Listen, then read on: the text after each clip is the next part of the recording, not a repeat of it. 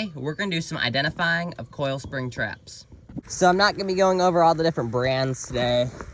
The main brands of coil spring traps are MB, Duke, Bridger. Today what we're going to be going over is the different types of traps that we have here. And when I say different types, what I mean is what's the difference in between this trap and this trap. Starting down to the end here with this little fox trap. This is a little Duke number 1.75 fox trap. And what would this trap be called? Oh, this guy right here, he said all coil spring traps the same. Some people like to do it on their knee. I prefer doing it this way. And it's pretty easy when there isn't any snow on the ground. So we're all set up. This is a super hair-triggered fox trap right here. And what this trap here is a square-jawed trap. Single coiled, as we're called here. Just two coils on that side. This is a single coiled trap. So square jaw, single coiled.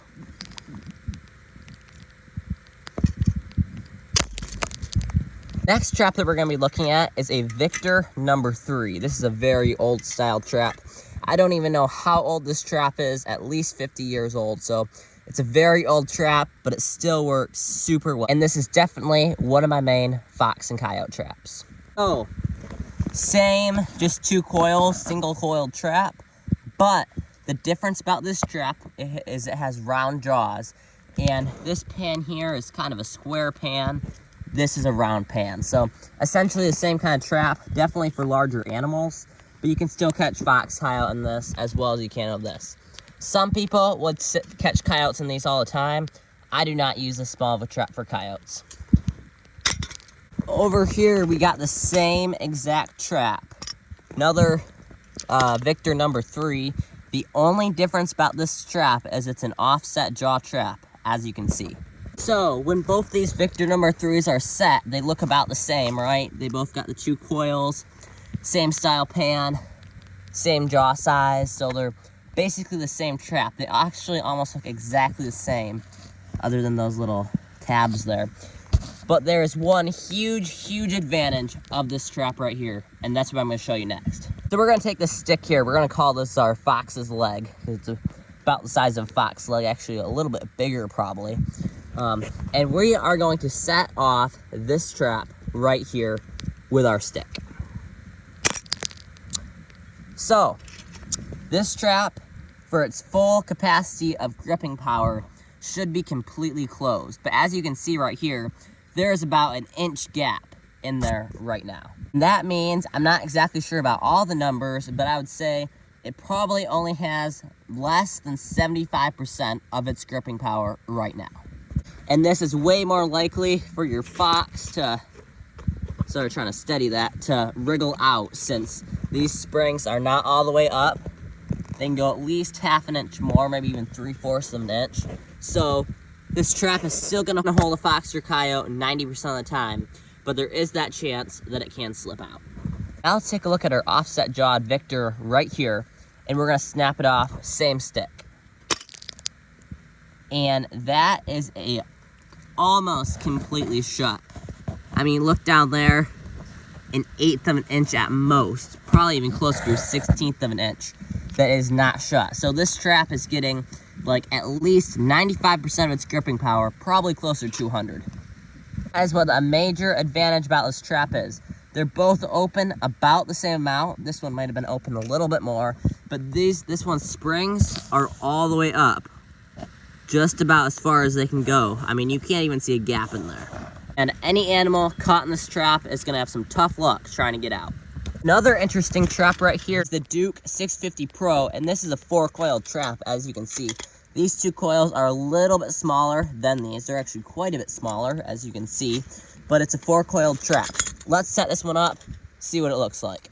This is a powerful trap right here. It's gonna hold anything smaller than a wolf. I've even heard of people catching wolves in these before. Definitely can hold wolverines. I've caught wolverines in the smaller 550s as well before.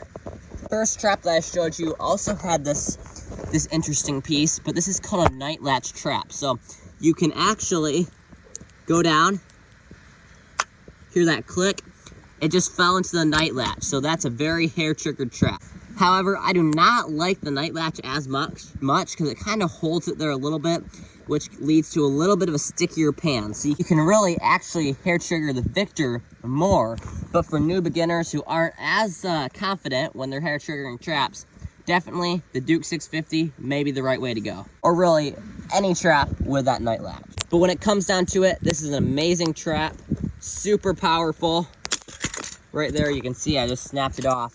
That is a very good trap, has the offset jaw, 4 coil, and all in all, it's gonna be a better trap than these guys. All right, we do have another interesting trap right here, and this is a dogless trap. So if you're not familiar with the parts of the traps, the coil spring, you have your dog, you have your pan, jaws, springs, and it's gonna be the same on a long spring, a conibear. They're all pretty much the same kind of setup.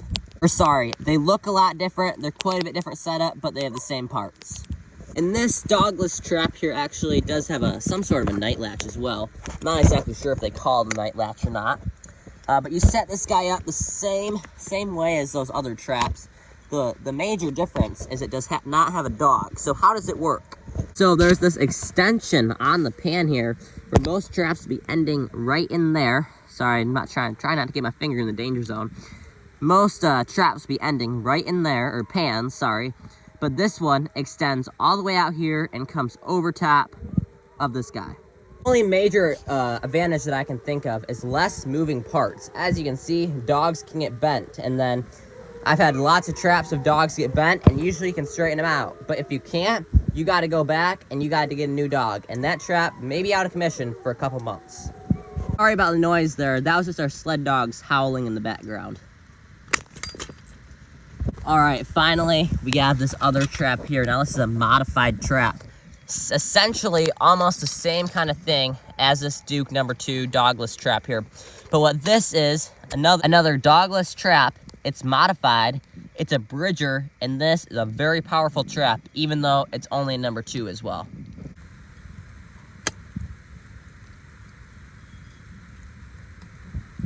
There we go. And again, this is another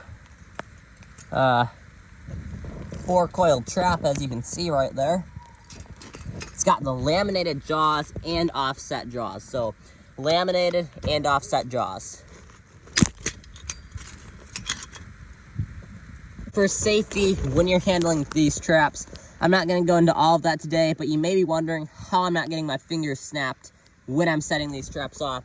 And actually, if you're not used to traps and you haven't caught on yet, what I'm doing is just pulling this jaw up right here, and then you can't get caught unless your fingers are in there. Finally, I have the number 5 modified Alaska Bridger wolf trap. And today, I actually used my setters to set this trap, so I was not able to actually film while I was setting it. And I do not have the night latch on this trap, as you can see. This is a night latch trap, although these Bridgers have a super hair triggered night latch. So I usually do not night latch them unless I'm out trapping and feel like it's needed. So it's another modified trap, and this is more or less a square jawed trap, as you can see. And it's also obviously a 4-coiled trap. The Alaska Bridger number 5 modified is not the biggest wolf trap.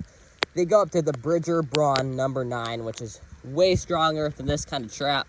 This is actually definitely on the smaller side when it comes to wolf traps, but this is still a beast of a trap. Definitely something that you're not going to want to get your fingers caught in. And this is modified just for wolf trapping, so it has those offset jaws, versus the beaver traps do not have the offset jaws. However, that trap there is still going to work for otter, beaver, and wolverine as well. When it comes to trapping, the coil springs just scratch the surface. There's probably hundreds of different kinds, including 110 and 120 conibears, all the way up to 330s and 440s, and even giant 660 super bears. There's long spring traps like the old Newhouse and Victor, down to brand new number 1s. You'll also find traps such as the jump trap and dozens of different types of snares.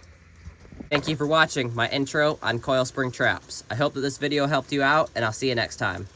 If you enjoyed watching this video, you can do any of these 3 things. Like, comment, subscribe. It really helps grow my channel, and thank you.